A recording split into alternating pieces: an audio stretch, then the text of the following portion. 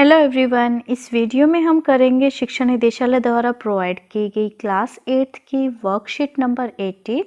ये वर्कशीट 2 दिसंबर 2020 के लिए शेड्यूल्ड है। बेटा, वर्कशीट स्टार्ट करने से पहले आप अपनी नोटबुक में अपना नाम, क्लास टीचर का नाम और अपने सब्जेक्ट, अपना सेक्शन, अपनी क्लास और अपने चैप्टर का नाम जरूर लिखेंगे।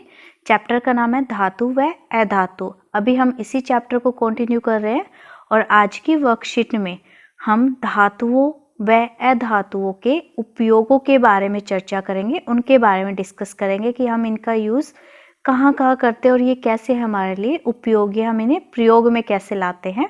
चलो शुरू करते हैं। धातु चमकदार होती है, इसलिए इसका उपयोग आभूषण बनाने में किया जाता है, जैसे चांदी और सोना आदि। धातुएं जैसा कि हमें पता है कि कैसी होती है, चमकदार होती हैं, उनमें चमक होती है, लस्ट्रस होती है, शाइन होती है। इसीलिए इनका उपयोग ज्वेलरी, आभूषण बनाने के लिए, गहने बनाने के लिए किया जाता है, जैसे सोने चांदी के आभूषण होते हैं। आप पिक्चर में देख भी सकते हैं। अब है धातुओं का उपयोग मशीनरी, ऑटोमोबाइल, हवाई जहाज, ट्रेन आदि बनाने में भी किया जाता है।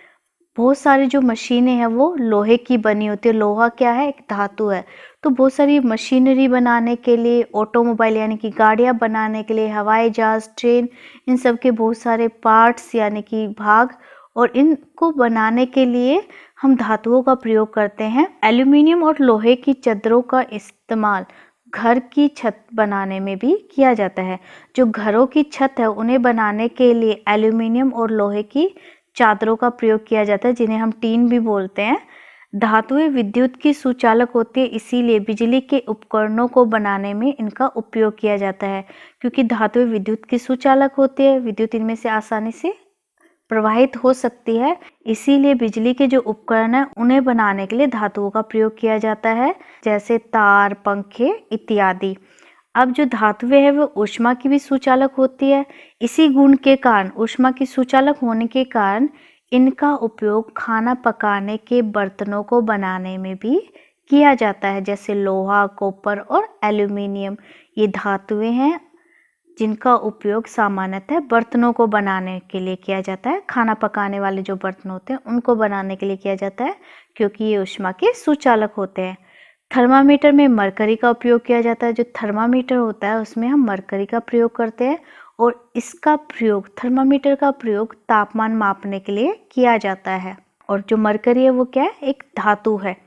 अब अधातुओं के उपयोग भी देख लेते हैं। कार्बन एक अधातु है जो सभी जीवों और उनके उत्पाद में मौजूद है। जो कार्बन है वो एक अधातु और ये सभी जीवों में है, हमारे अंदर भी है, दूसरे जीवों में, पेड़ पौधे, सभी जीवों के अंदर है। ठीक है, और वो जो भी कुछ उत्पादन करते हैं पेड़ पौधे या जो जीव, उनमें भी कार्बन होता है। इनका उपयोग, इसका उपयोग, जो कार्बन है इसका उपयोग पेंसिल, कोयला, बैटरी आदि बनाने में किया जाता है। आपने देखा होगा जब आप सेल का यूज़ करते हैं, जो घड़ी इत्यादि में लगा होता है, तो बीच में एक ब्लैक कलर की रोड होती है, वो भी किसकी होती है, ग्रेफाइट की। और वो किसका बना होता है, ग्रेफाइट क्या है, कार्बन का ही एक रूप है। फॉस्फोरस का प्रयोग माचिस, पटाखे, जर्मिसाइड व विस्फोटकों को बनाने में किया जाता है। जर्मिसाइड जो जर्म्स को, कीटाणुओं को, रोगाणुओं को खत्म करे। ठीक है, माचिस बनाने के लिए, पटाखे बनाने के लिए और विस्फोटकों को बनाने में इसका प्रयोग किया जाता है। सल्फर का प्रयोग दवा, बारूद और एसिड को बनाने में किया जाता है। नाइट्रोजन का प्रयोग उर्वरक जो खेतों में छिड़की जाती है, यूरिया इत्यादि, उनको बनाने में और कीटनाशकों को बनाने में किया जाता है। आयोडीन, आयोडीन का प्रयोग हम एंटीसेप्टिक के रूप में किया जाता है। एंटीसेप्टिक दवाओं को बनाने में व औषधीय उद्देश्य के लिए इसका प्रयोग किया जाता है आयोडीन का। ऑक्सीजन, ऑक्सीजन तो हम सांस के दौरान अंदर लेते हैं, तो ये इसका सबसे बड़ा उपयोग हो गया। वह ईंधन को जलाने के लिए, कोई भी चीज़ जलाने के लिए, हम खाना बना पाते हैं गैस पे, वो क्यों, क्योंकि जो ईंधन है वो ऑक्सीजन की मौजूदगी के कारण ही जलता है, यानी कि दहन के लिए भी ऑक्सीजन बहुत ज़रूरी है। क्लोरीन, जल शोधन प्रक्रिया में या क्लोरीन का प्रयोग हम जल को शुद्ध करने के लिए, जल को पीने योग्य बनाने के लिए करते हैं।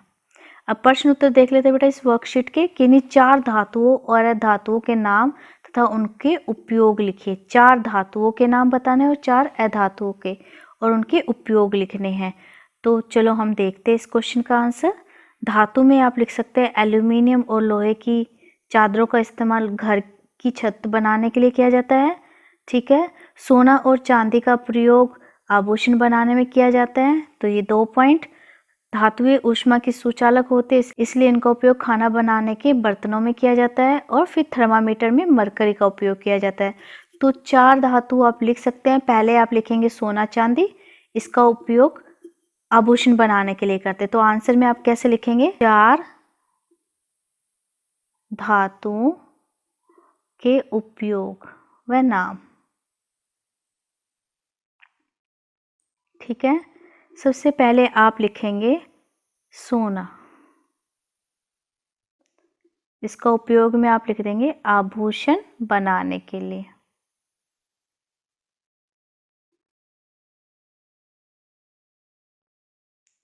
ठीक है। दूसरा मरकरी थर्मामीटर में। 2। अब मैं इसको रब कर देती हूँ, वीडियो पॉज करके आप इसे लिख लेना। तीसरा आप लिख सकते हैं, तीसरे पॉइंट में ये वाला पॉइंट डाल सकते हैं, एल्यूमिनियम और लोहे की चादरों का इस्तेमाल घरों की छत बनाने में किया जाता है। और फोर्थ में आप लिख सकते हैं कॉपर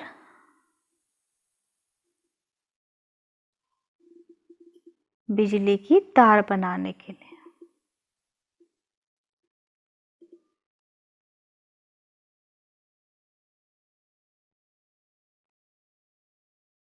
ठीक है। ये हो गए 4 धातु और उनके उपयोग।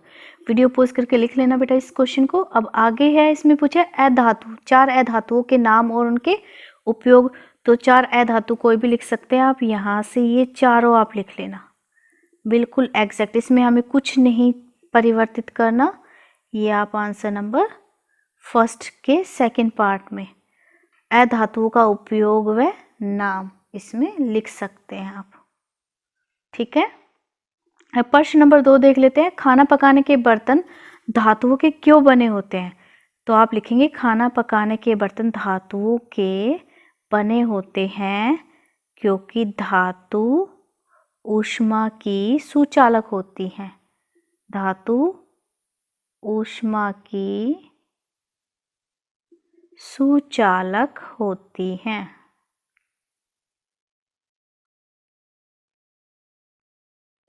प्रश्न नंबर 3 है, पटाखे जलाना हानिकारक क्यों होता है? जो पटाखे जलाना वो हानिकारक क्यों होता है? तो इस प्रश्न के उत्तर में आप लिखेंगे पटाखे जलाना हानिकारक होता है क्योंकि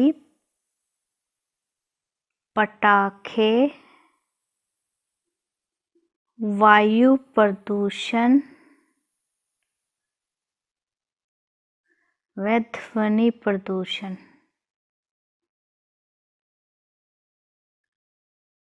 के कारक हैं। क्योंकि पटाखों से क्या होता है, वायु प्रदूषण और ध्वनि प्रदूषण।